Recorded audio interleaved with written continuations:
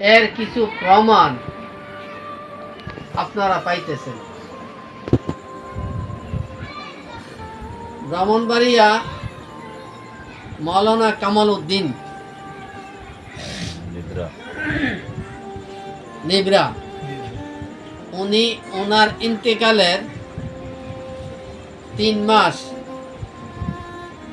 পর ওনাকে কবর থেকে উঠাইয়া আরেক জায়গায় স্থানান্তরিত করা হয়েছে।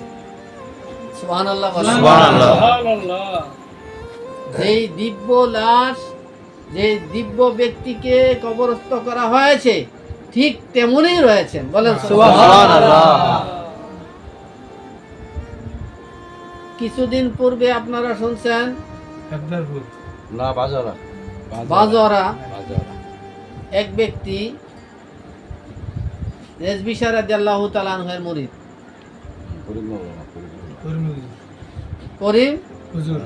করিম হুজুর, তিনিকে কবর থেকে উত্তোলন করা হয়েছে কতদিন পরে?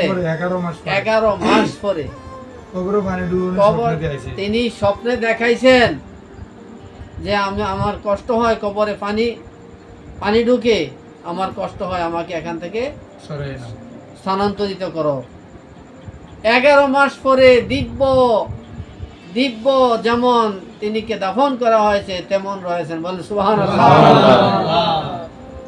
কিছুদিন পূর্বে দেখা গেছে দেবিদ্বার থানাধীন প্রেমু গ্রামে 1 বছর 3 দিন পর এক ব্যক্তিকে উত্তোলন করা হয়েছে। তিনি স্বপ্ন দেখাইছেন যে আমার কবরে পানি উঠে, আমাকে এখান থেকে স্থানান্তরিত করা হোক। বারবার দেখানোর পরে তিনি আওলাদ তিনিকে কবর থেকে উঠাইছেন, দিব্য যেমন রয়েছে তেমন, বলেন সুবহানাল্লাহ।